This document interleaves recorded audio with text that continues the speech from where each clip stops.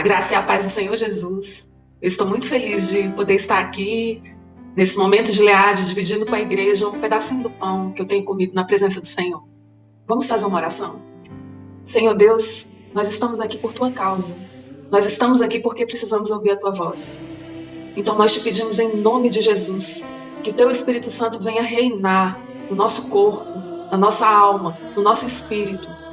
E que todo impedimento, toda muralha, toda fortaleza na nossa mente, nos nossos pensamentos, nos nossos sentimentos, nas nossas vontades, venham se dobrar, se quebrantar na presença do Senhor, diante do Rei dos Reis. Senhor, nós invocamos o Teu nome porque nós cremos que é no Teu nome que há salvação.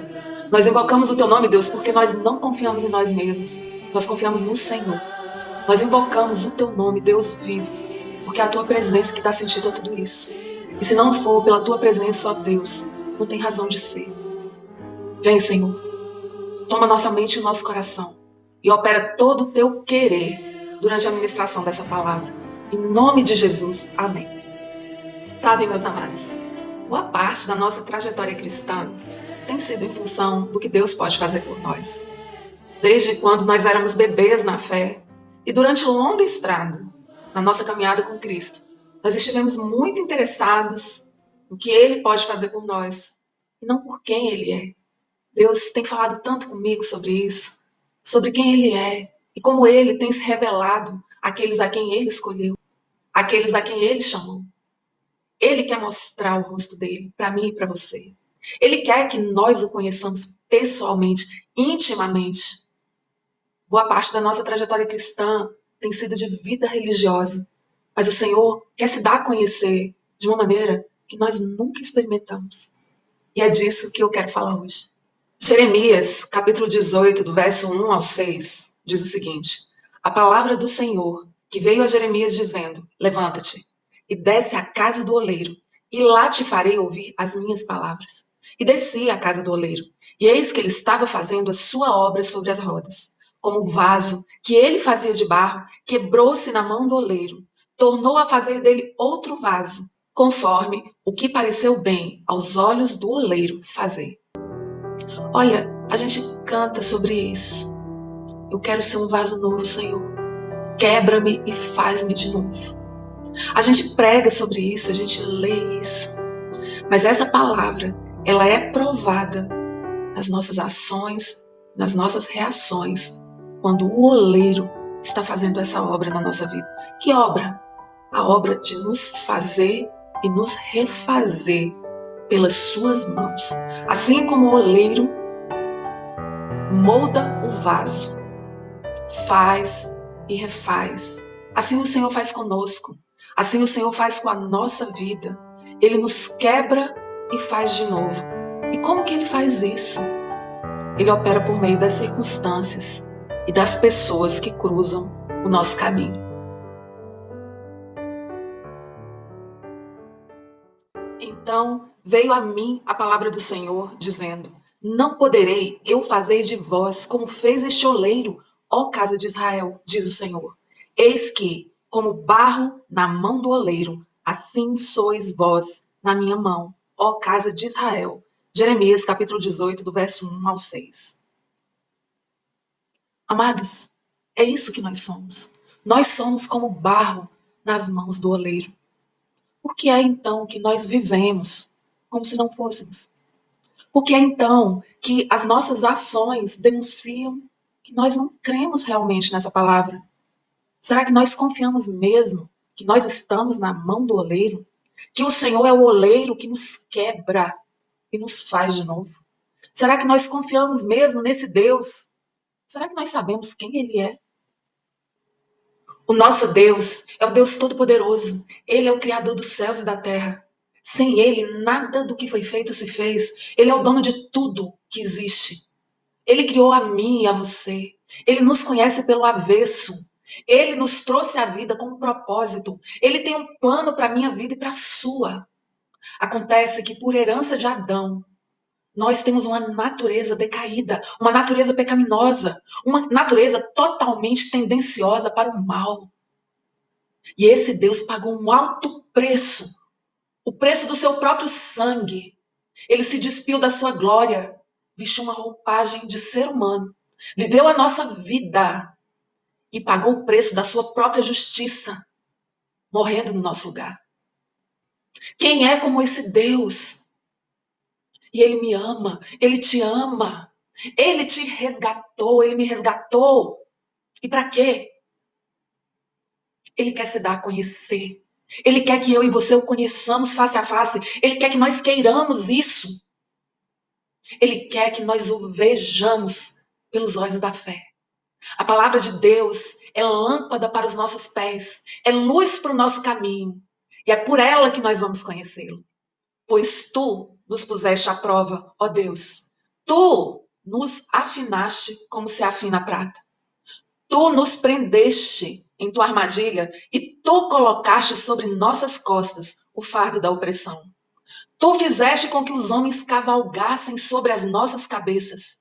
Passamos pelo fogo e pela água, mas tu nos trouxeste a um lugar de grande fartura. Salmo 66, do verso 10 ao verso 12. Nós lemos esse salmo essa semana, lembra? Quem foi? Quem foi que nos colocou à prova? Foi o diabo. Foi o diabo quem nos colocou à prova. Quem foi que nos afinou, que nos refinou como a prata? Você já viu como é que se refina a prata? O processo pelo qual se refina a prata? Será que é moleza ser refinado como a prata? Quem foi que nos prendeu em uma armadilha? Quem foi que armou o bote para nós? Foi o diabo? Foi fulano? Foi Beltrano? Quem foi que colocou o fardo da opressão nas nossas costas? Foi o chefe tirano? Foi a sogra antipática? Foi a cunhada mal-humorada? Quem nos fez passar pelo fogo e pela água e colocou os homens para cavalgar sobre as nossas costas? Ah, será que foi um levante do inimigo? Quem foi que comandou esse levante? O Salmo 66 revela quem? Foi o Senhor. Foi o Senhor que nos pôs à prova, foi Ele que está nos afinando, nos refinando. É Ele quem está nos refinando como a prata. Foi Ele quem colocou os homens para cavalgar sobre as nossas costas. É Ele quem nos faz passar pelo fogo e pela água. E tudo isso tem um propósito. Não é nos destruir, não é nos reduzir a pó. Nós já somos pó. O que Ele quer com isso? Ele quer nos trazer a um lugar de grande fartura. Dentro do contexto da nossa vida, o mais importante é entender que papel o Deus Todo-Poderoso ocupa dentro do nosso cenário. Será que ele é só espectador? Será que ele é alguém distante e desinteressado?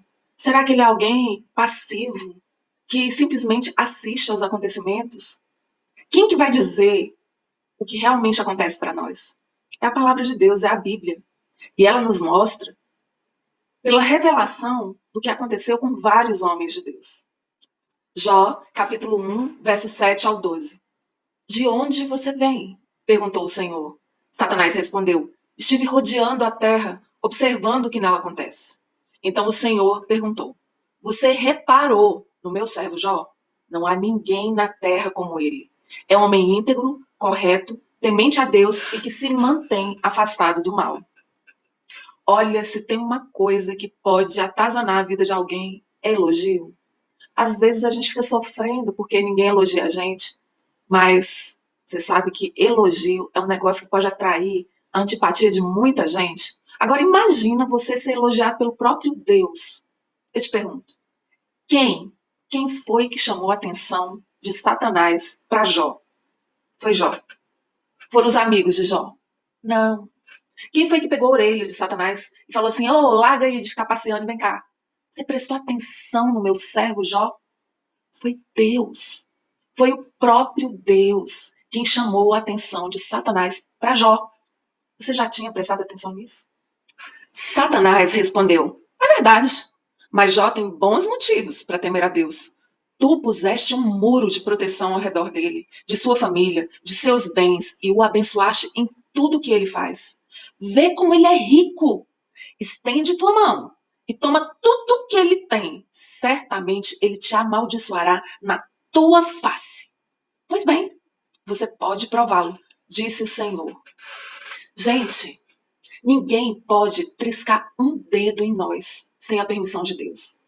Jesus disse que até os fios de cabelo da nossa cabeça estão contados. Jesus disse que não cai um pardal no chão sem a permissão do Senhor. E disse que nós valemos muito mais do que um pardal. Olha, o diabo não pode triscar em nós sem a permissão de Deus. E Deus, aqui no caso de Jó, chamou a atenção de Satanás. E Satanás disse, poxa, o que adianta eu observar Jó? Não adianta nada, eu não posso nem chegar perto dele. O Senhor colocou um muro de proteção ao redor dele, ao redor da família dele, ao redor de tudo que ele tem. Assim é a vida de alguém que dedicou a sua vida ao Senhor. A partir do momento que você entregou sua vida a Jesus, o Espírito Santo veio morar dentro de você. E o Espírito Santo faz toda a diferença dentro de você. A partir do dia que você passou a ser morada do Altíssimo, você se tornou propriedade dele, comprada pelo sangue dele. Não, ninguém pode triscar em você sem a permissão de Deus. Jó era alguém íntegro, que vivia pela sua própria integridade. A Bíblia diz que não existe um justo sequer. Jó vivia na prática da sua religiosidade. Ele era sincero naquilo que ele fazia. Ele buscava obedecer os mandamentos. Mas a Bíblia diz que ninguém consegue obedecer por si só a todos os mandamentos. O que Jó não sabia é que ele precisava muito mais do que a sua própria justiça. Ele precisava da justiça de Deus. E ao final da experiência de Jó, Jó reconheceu que ele precisava de um redentor e que esse redentor se levantaria sobre a terra. Jó aponta para Jesus, o redentor meu, seu e do próprio Jó. Agora, observe, Jó era um homem que se esforçava para fazer tudo certo. E ele foi provado. Ele foi provado por Satanás? Não. Ele foi provado pelo próprio Deus. E para quê? Para que ele fosse destruído? Não. Para que ele fosse promovido. Para que ele pudesse verdadeiramente ser salvo. Porque ninguém vai ser salvo pela prática religiosa. Você não vai ser salvo por ir à igreja todo domingo. Você não vai ser salvo por cantar no coral. Você não vai ser salvo por andar com a Bíblia embaixo do seu braço. Você vai ser salvo pelo sacrifício que Jesus fez por você. Ele fez por você o que todo o seu esforço não é suficiente. Ele pagou o preço do seu resgate. Do seu resgate, do meu resgate e do resgate de Jó. Mas Jó não sabia disso. Ele precisava dessa revelação. E ele teve, pelo próprio Deus. O que fica claro e evidente é que o domínio, o poder, o controle estava totalmente nas mãos de Deus. Deus sabia exatamente o que estava fazendo. Deus sabia exatamente aonde ele queria chegar com tudo aquilo na vida de Jó. Deus tinha um plano. Satanás, ali foi apenas uma peça de manobra. Deus queria resgatar Jó da morte para a vida. E é isso que Deus quer fazer na minha vida e na sua. No dia que nós entregamos a nossa vida a Jesus, nós somos salvos. E a partir daquele momento começa o nosso processo de santificação. E esse processo de santificação é o processo em que o oleiro quebra o vaso. Ele pega o vaso velho e quebra e faz um vaso novo. E é isso que Deus faz na vida de todo aquele que se entrega a Jesus. Você entregou sua vida a Jesus?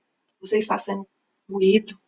E para quê? Para que você seja transformado.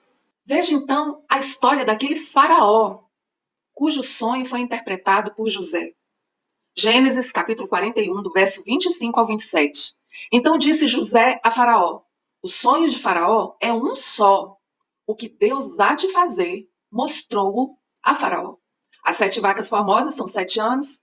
As 7 espigas formosas também são 7 anos. O sonho é um só.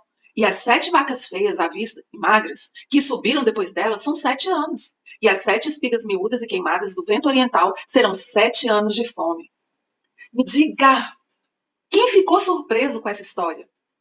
José ficou surpreso quando teve essa revelação.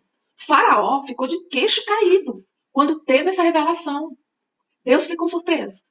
Deus levantou do trono e falou: e agora? 7 anos de fartura, mas depois 7 anos de fome? Alto lá, quem bolou esse plano foi Deus. Foi Deus quem bolou esse plano. Deus bolou esse plano com um propósito. E esse propósito era muito maior do que José.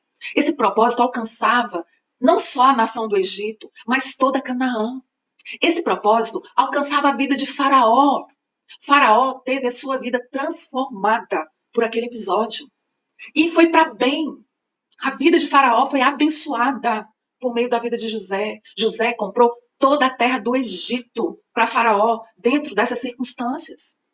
E por meio desse episódio, o pai de José e a sua família pôde reencontrá-lo. E eles foram guardados no Egito com um propósito. Veja, é tudo muito maior do que as pessoas envolvidas. Deus guardou essa nação com um propósito profético para a minha vida e para a sua.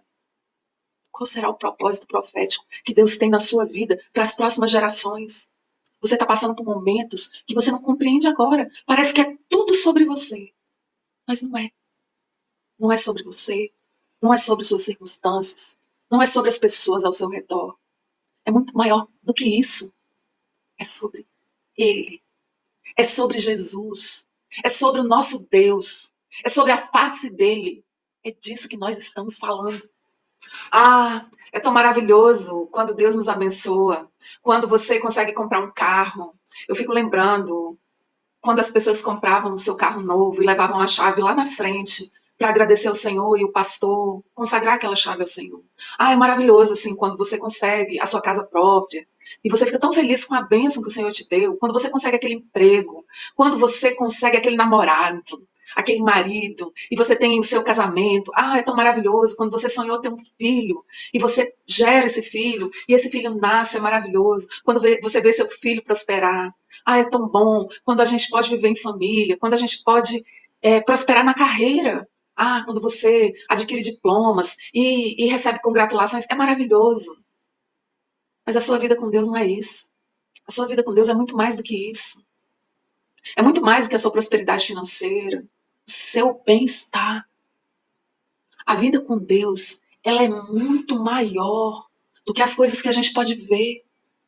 Abraão peregrinou por uma terra que lhe foi prometida. E ele morreu sem ver cumprida a promessa que lhe foi feita, de que a sua descendência possuiria aquela terra. A promessa, ela ultrapassava a vida curta de Abraão. E olha que Abraão viveu pra caramba. Quando a gente olha para o Senhor, a gente entra para a perspectiva da eternidade. E aí essas coisas temporais ficam tão pequenininhas. Olha quanta coisa aconteceu depois daqueles 7 anos de fartura e daqueles 7 anos de fome. Apareceu outro faraó na terra do Egito. E esse faraó oprimiu a descendência de José. Esse faraó escravizou o povo de Israel, os descendentes de Jacó. Quando Jacó desceu para o Egito, encontrou seu filho José, foi só alegria, mas muitas outras coisas aconteceram depois. O povo, a descendência de Abraão, foi escravizada. E Deus levantou um libertador, um tipo que apontava para Cristo. Levantou Moisés. E quando Moisés foi dizer a Faraó que Deus requeria que o povo dele fosse adorá-lo no deserto, sabe o que aconteceu? O Faraó disse assim: não vão não. Não vão não. Agora, quem foi que endureceu o coração de Faraó? Porém, o Senhor endureceu o coração de Faraó e este não os quis deixar ir. Êxodo capítulo 10, verso 27. Gente do céu, foi o Senhor. Foi o Senhor nosso Deus. Gente, mas peraí. Mas o Senhor não queria que o povo fosse adorá-lo no deserto. E Faraó malvado não deixou o povo ir. Quem foi que endureceu o coração de Faraó? Foi o Senhor. O Senhor endureceu o coração de Faraó. Meu Deus do céu, para quê? Deus tinha um plano. Deus endureceu o coração de Faraó com um propósito. A Bíblia diz que Deus move a cabeça do rei para onde ele quer. Deus move a cabeça dos reis para bem e para mal. Deus endureceu o coração de Faraó porque Deus queria se revelar ao seu povo, se revelar à nação do Egito, se revelar a todas as nações ao redor. Deus endureceu o coração de Faraó para que Deus pudesse demonstrar o seu poder, destronar os deuses do Egito. Deus se revelou ali a toda a nação hebreia, dentro ali do contexto egípcio. Deus se revelou a Faraó e a toda a nação egípcia. E Deus se revelou a todas as nações ao redor. Deus tinha um plano muito maior do que Faraó, um plano muito maior do que Moisés, um plano muito maior do que a nação de Israel, um plano muito maior do que o Egito, do que o deserto, do que Canaã. Deus tinha um plano. E esse plano se chama Jesus. Deus em nenhum momento perdeu o controle. Deus é o grande planejador da nossa história. Quando Moisés falou para o povo, vou lá em Faraó e vou dizer para ele que é para ele deixar a gente ir adorar o Senhor no deserto. Faraó disse, não vão não. O povo desesperou. Será que Deus desesperou? Deixa eu arrumar meu cabelo aqui. Será que Deus desesperou? Não. Foi ele mesmo que planejou isso. Ele tinha um plano eterno que ultrapassava a nação de Israel. Deus endureceu o coração de Faraó. E ele endurece o coração do seu chefe muitas vezes. Ele endurece o coração do seu pai, da sua mãe. Muitas vezes ele endurece o coração das pessoas ao seu redor.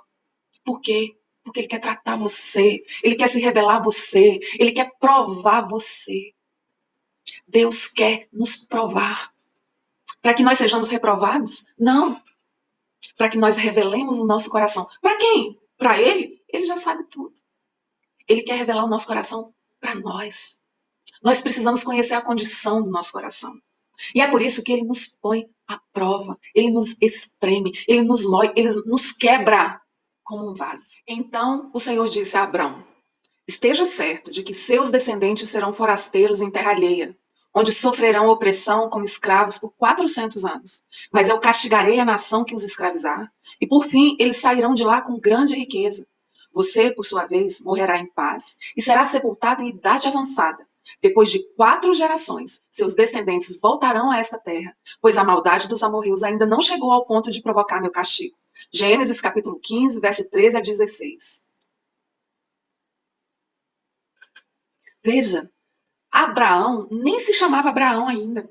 Quando Deus disse para ele tudo o que ia acontecer, ele ainda era Abrão. Ele ainda nem tinha tido filho. Ele ainda estava vislumbrando o sonho dele de gerar um herdeiro. Ele tinha acabado de reclamar para Deus, que ele estava muito chateado. Porque ele falou assim, Senhor, quem vai herdar tudo que eu tenho vai ser o meu mordomo. Porque eu não tenho filho. E Deus falou para ele assim, olha, Abraão, deixa eu te explicar o que vai acontecer. A sua descendência vai ser escravizada. Viu? Eu te prometi que essa terra todinha aqui vai ficar para o seu descendente. Mas o que vai acontecer antes disso é o seguinte, a sua descendência vai ser escravizada. Mas eu vou disciplinar quem fizer isso com ela. E depois disso, ela vai sair do Egito com grande riqueza. Deus disse para Abraão muitas coisas do que ia acontecer. Abraão, você vai morrer tranquilo, calmo. Viu? Você nem precisa ter medo da morte, Abraão. Sabe por quê? Porque eu estou contigo até o fim. Você vai cumprir o meu propósito na terra. Aquilo que te cabe para a sua geração, você vai fazer. A sua obediência vai ser levada em conta, Abraão. Essa sua fé, que se reproduz em obras, vai profetizar muito além, muitos anos além da sua vida. Viu? Fica tranquilo, Abraão. Você vai morrer bem velhinho e em paz. Gente, Deus tem o domínio, Deus tem o poder, Deus tem o controle sobre absolutamente tudo. Ele mesmo fez um mapa, ele mesmo fez o plano para a minha vida, para a sua vida. Não tem uma pessoa que cruza o seu caminho sem a permissão de Deus. Não tem uma circunstância que te abrace sem a permissão de Deus. Tudo ele vai usar em teu favor, para te alertar, para te disciplinar, para te moldar. E para que tudo isso? Para que você cumpra o propósito dele, para a sua salvação, para a sua cura e para a sua libertação. Todas as vezes que você faz uma escolha fora da vontade de Deus, você sofre o dano.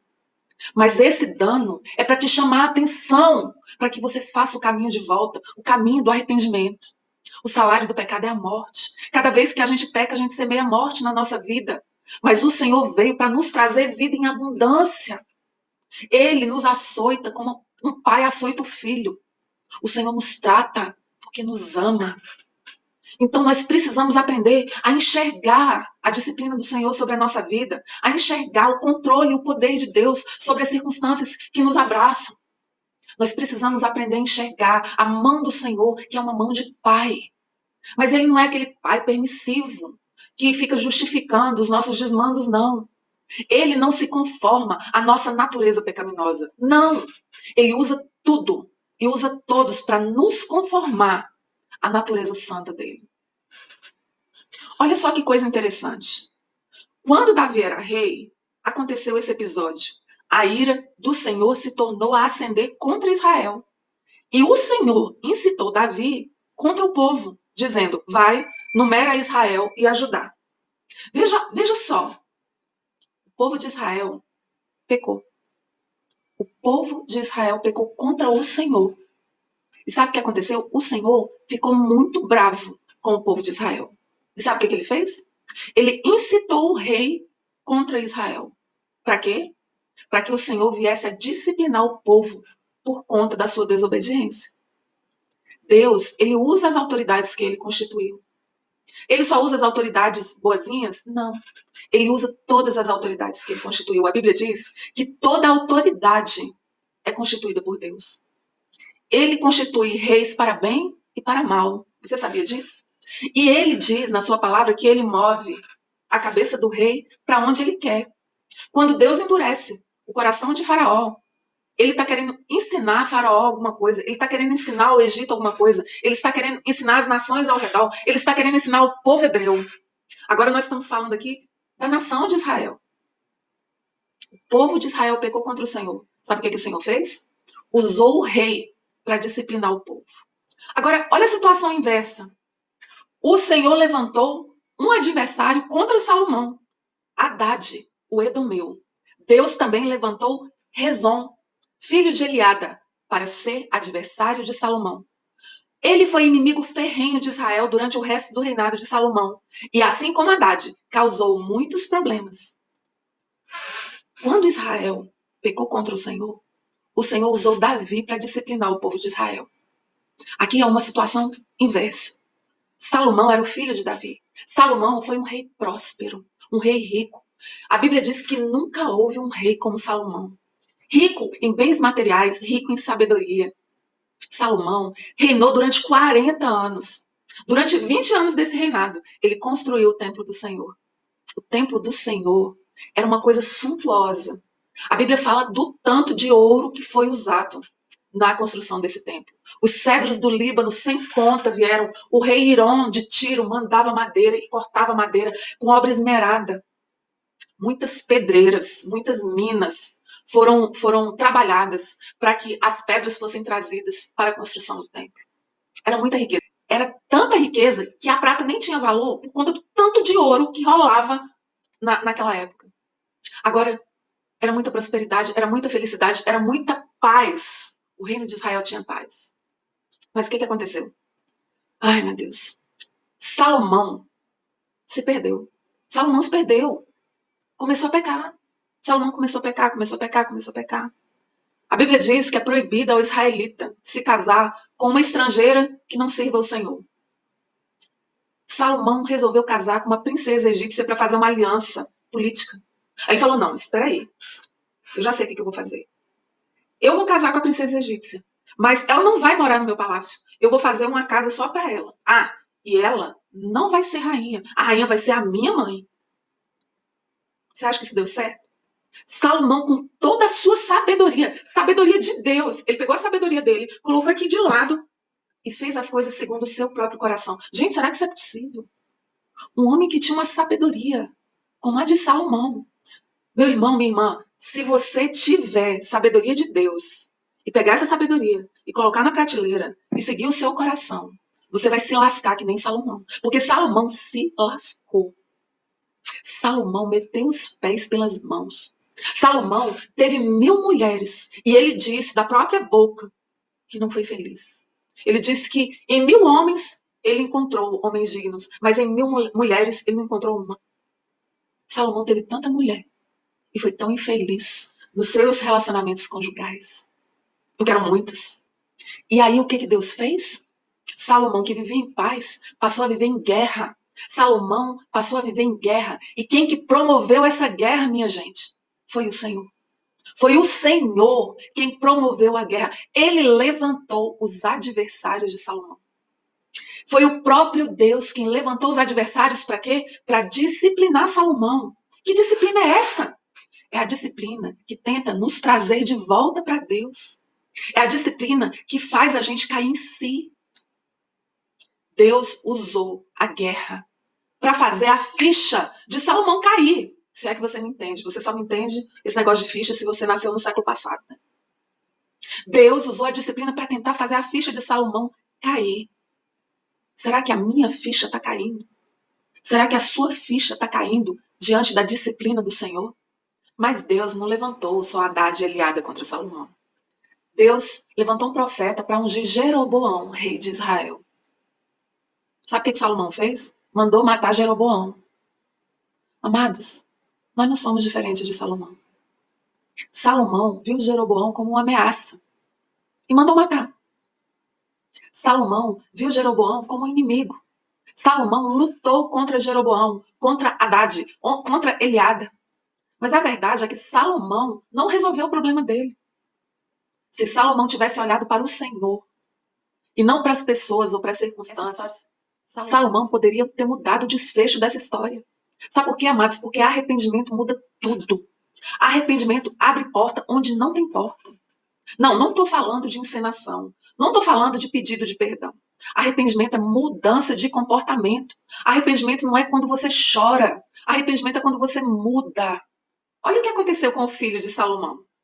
Salomão morreu, Roboão, filho dele, assumiu o trono. E ele, não tendo aceitado o conselho dos seus ministros, viu o seu reino dividido. Só ficou Judá e Benjamim sob a liderança de Roboão. Aí sabe o que Roboão fez? Resolveu juntar o exército e ir atrás do Jeroboão e trazer Israel de volta. E olha o que aconteceu. Assim diz o Senhor: não subireis nem pelejareis contra vossos irmãos, os filhos de Israel. Volte cada um para sua casa, porque eu é que fiz esta obra. E ouviram a palavra do Senhor e voltaram segundo a palavra do Senhor. Primeiro livro de Reis, capítulo 12, verso 24. Veja, quando Roboão pegou o exército para ir atrás de Jeroboão, o Senhor mandou um profeta até Roboão dizer assim: alto lá, Roboão, pode tratar de voltar para casa. Porque tudo isso está acontecendo é por meu mando. Fui eu que fiz isso. Fui eu que fiz essa obra. Fui eu que promovi essa divisão. Que coisa tremenda é a soberania de Deus, meus amados. Que coisa tremenda é a soberania do nosso Deus sobre toda e qualquer circunstância. Mas nós não vamos enxergar, nós não vamos perceber enquanto nós estivermos nos digladiando com os Hadades, com os Eliabes, com os Jeroboões da vida. A questão não é Jeroboão, a questão não é Haddad, a questão é o Senhor. E eu, o quanto eu me relaciono com o Senhor, o nível de relacionamento que eu tenho com o Senhor, se eu estou andando alinhada ao Senhor ou desalinhada ao Senhor. É essa a questão. A questão não são as pessoas, a questão não são as circunstâncias. Não adianta, eu vou ficar guerreando, eu vou ficar marchando, eu vou ficar dando cambalhota e não vou resolver o problema. O problema sou eu em relação ao meu Deus. Como é que eu estou em relação ao meu Deus? Como eu estou me posicionando em relação ao meu Deus? É isso. E aí, você pode observar a história do rei da Assíria. A Assíria veio e foi usada por Deus para destruir Israel. A Assíria veio com tudo e devastou a capital de Israel, que era Samaria. E por que a Assíria fez isso? Porque Deus mandou. Israel foi advertido de várias maneiras, por vários profetas, durante muitos anos, mas Israel não se arrependeu dos seus pecados. Muitas oportunidades, muitas pessoas foram usadas, circunstâncias, guerras, mas Israel não se arrependeu da sua iniquidade, da prática reiterada do seu pecado. Aí, por fim, o Senhor mandou o rei da Síria e devastou Israel. Com isso, o rei da Síria se achou tal. Gente, não tinha quem pudesse resistir ao rei da Síria. Onde ele chegasse, ele conquistava. Só que tudo isso era pela mão de Deus. Aí um dia, o rei da Síria cercou a nação de Judá. Israel já estava destruída. O povo foi levado escravo para a Síria e foi espalhado por vários lugares diferentes. A nação de Israel deixou de existir. E agora só restava Judá. A capital era Jerusalém. O rei da Síria veio contra Judá, cercou Judá e desafiou o rei Ezequias, que era o rei de Judá.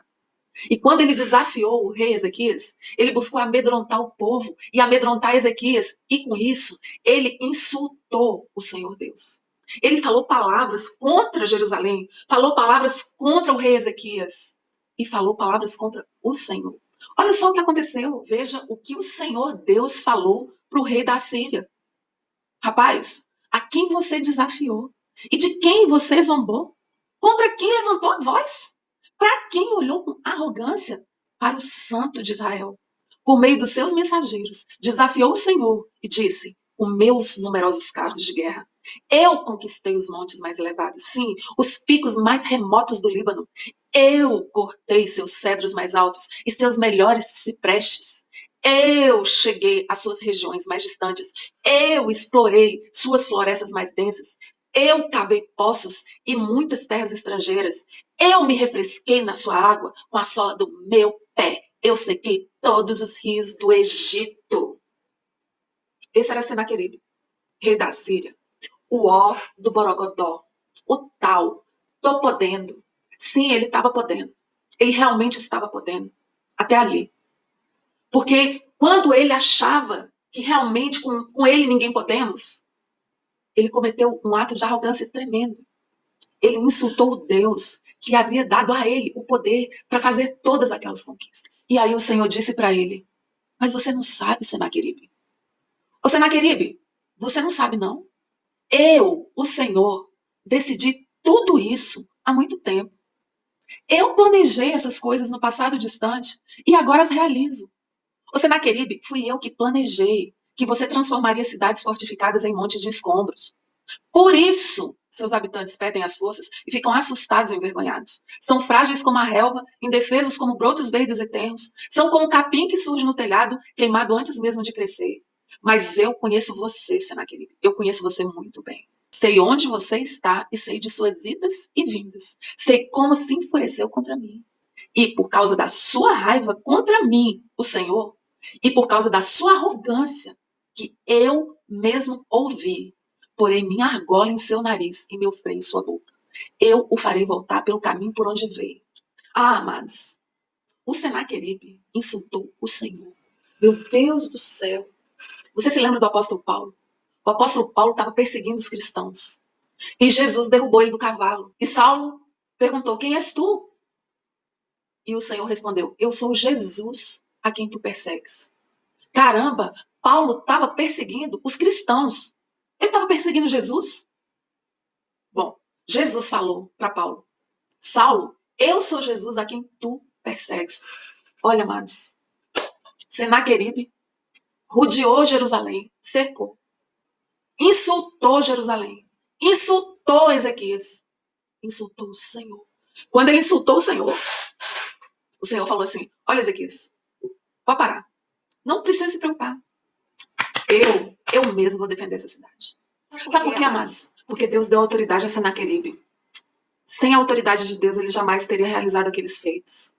A burrada de Senaqueribe foi não reconhecer o Senhor. E ele não se arrependeu tendo sido advertido. Mas ele, em vez disso, se arrogou, subiu na soberba, se achou, ao ponto de insultar o Deus vivo. O Senhor falou: não, pode deixar. Eu mesmo. Ele não vai entrar nessa cidade. Agora ele não vai entrar nessa cidade. Porque ele insultou o Senhor. Amados, Deus trata o rei do Egito. Deus trata o rei de Judá.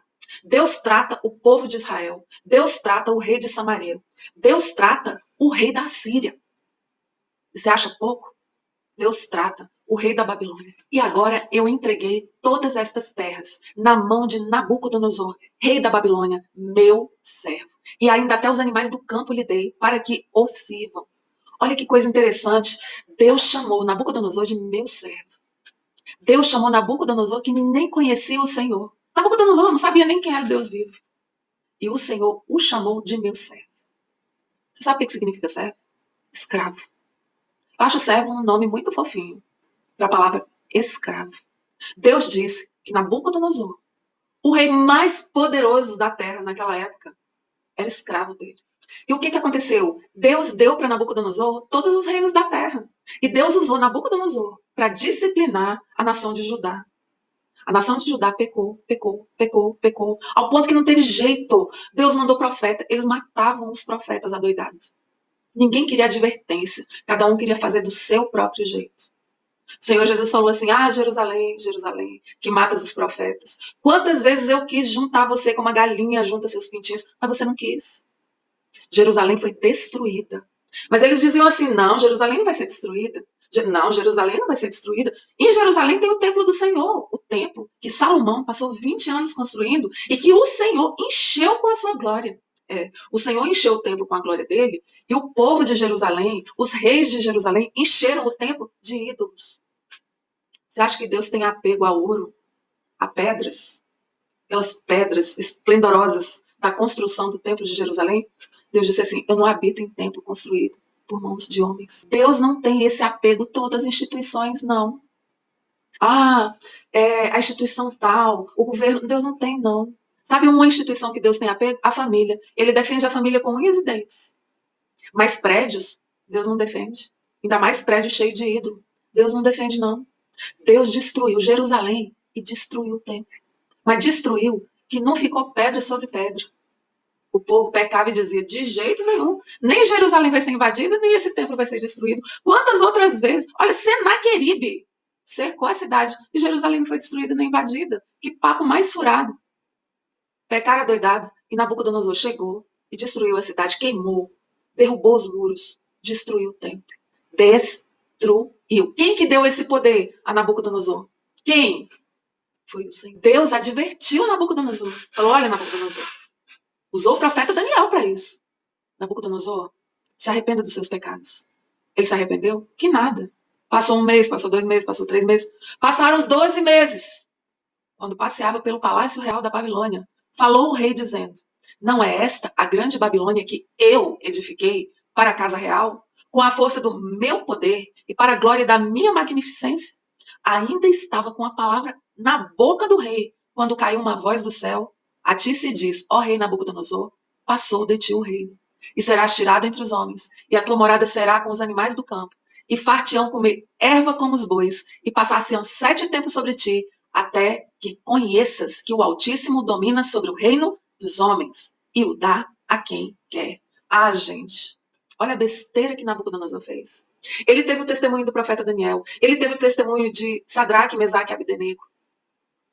Ele teve o testemunho do Deus vivo. Ele sabia, ele foi avisado, ele foi advertido de que tudo que ele era e tudo que ele tinha não vinha dele mesmo.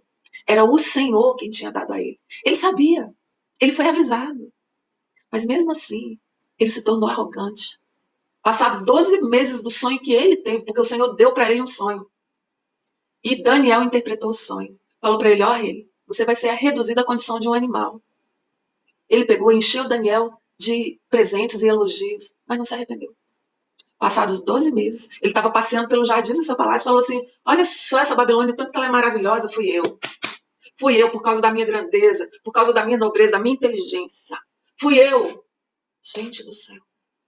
Quantas vezes você e eu achamos que nós somos alguma coisa? Quantas vezes você fica orgulhoso da sua inteligência, aquela sacada que você teve naquele dia, naquela hora? Quantas vezes a gente se torna tão orgulhoso daquele diploma e a gente passa a ser arrogante? A arrogância é o passaporte para a queda. O orgulho precede a ruína. Oh, amados, vamos dar uma olhada nas tribulações pelas quais nós temos passado. Quem que está promovendo tudo isso é o diabo. Ele é um pau mandado. A disciplina do Senhor é sobre nós. Ah, mas fulano não sei o que, mas Beltrano não sei o que, mas Cicano. Gente, vamos acordar desse Matrix. O Senhor está entrando em juízo conosco. Lá no seu trabalho, no meio da sua família, no meio das pessoas que você admira, ou no meio das pessoas que admiram você. Para de ficar lutando contra pessoas.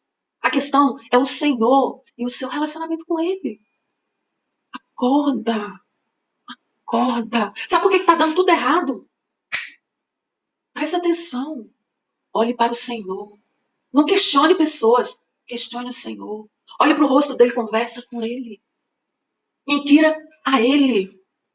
Nabucodonosor precisou ser reduzido à condição de um animal para conhecer que o Senhor reina sobre todos os reinos da terra.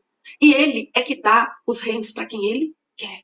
Mas ao fim daqueles dias, Eu, Nabucodonosor, levantei os meus olhos ao céu e tornou-me a vir o entendimento. E eu bendisse o Altíssimo. Na outra passagem, ele estava bendizendo a si mesmo. Mas depois que ele teve essa experiência com Deus, ele bendisse não a si mesmo, mas o Altíssimo. E louvei e glorifiquei ao que vive para sempre, cujo domínio é um domínio sempiterno, e cujo reino é de geração em geração, e todos os moradores da terra são reputados em nada. E segundo a sua vontade, ele opera com o exército do céu e os moradores da terra, e não há quem possa estorvar a sua mão. E lhe diga: o que você faz, Deus? Quem é você para fazer isso? No mesmo tempo, foi restabelecido no meu reino. E a minha glória foi aumentada. Veja, depois da experiência de Nabucodonosor com Deus, Deus precisou fazer esse ato de amor, porque eu vejo como Deus amou Nabucodonosor. E reduziu ele à condição de um animal por 7 anos, para que ele reconhecesse quem era Deus na sua vida. E sabe o que aconteceu? Ele se arrependeu, diferentemente do rei Senaqueribe. Senaqueribe foi morto assim que voltou para a Síria, assassinado por 2 pessoas de sua confiança. Mas Nabucodonosor foi restaurado e a glória dele foi aumentada. Agora, pois, eu, Nabucodonosor, louvo, exalço e glorifico ao Rei do céu, porque todas as suas obras são verdade e os seus caminhos juízo, e pode humilhar aos que andam na soberba. Amados, diante de tudo isso que foi falado aqui, eu preciso me reavaliar. Eu preciso reavaliar o meu contexto. Eu preciso reavaliar o meu relacionamento com Deus. Eu preciso fazer essa reavaliação a partir de quem Deus é. Eu tenho que tirar o foco dessas circunstâncias ao meu redor e das pessoas que Deus colocou na minha vida. Para tudo. Eu preciso olhar para o Senhor e perguntar: Senhor, o que é isso que está acontecendo? Eu não estou conseguindo ver nada de errado em mim. Aliás, eu vejo muita coisa errada. Eu vejo muita coisa errada em quem me cerca. Seja sincero.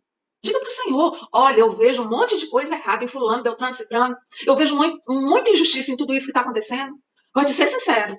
Eu não estou conseguindo ver onde é que eu estou errando.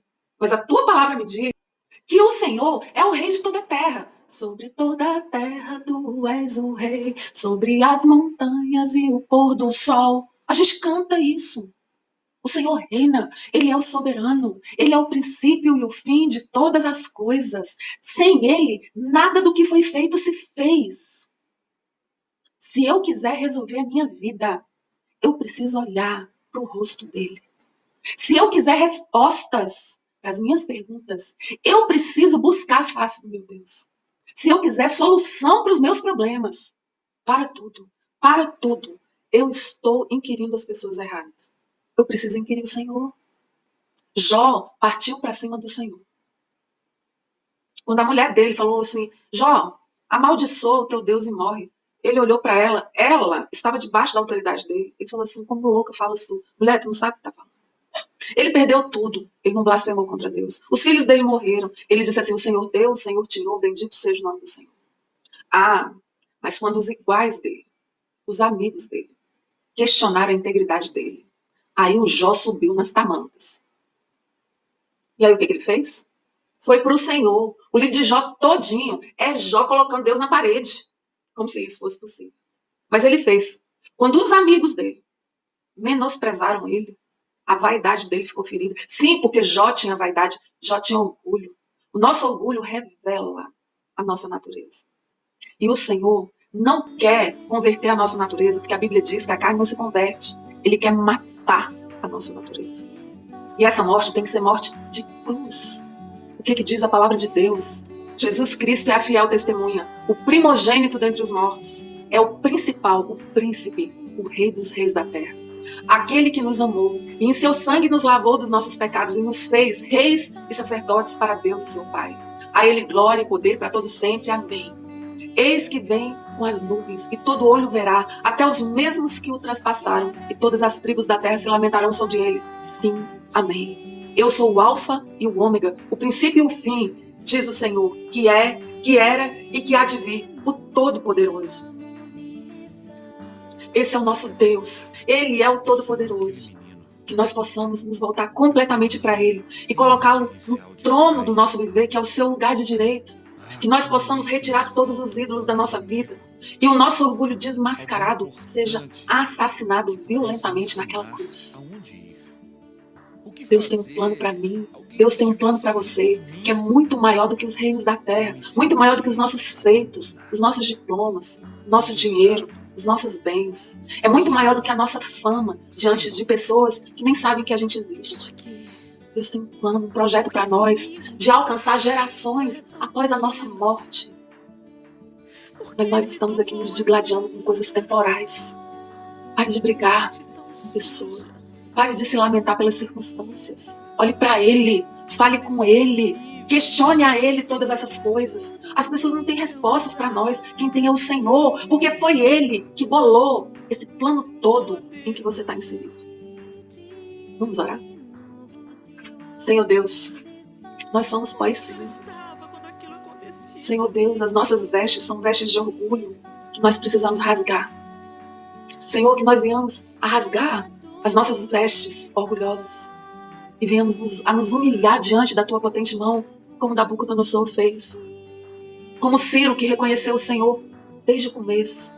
Que nós não sejamos como Ezequias, que começou bem e terminou mal, mas que nós possamos ser como Nabucodonosor, que após ser colocado à prova, foi aprovado. Eu quero ser aprovado, Senhor.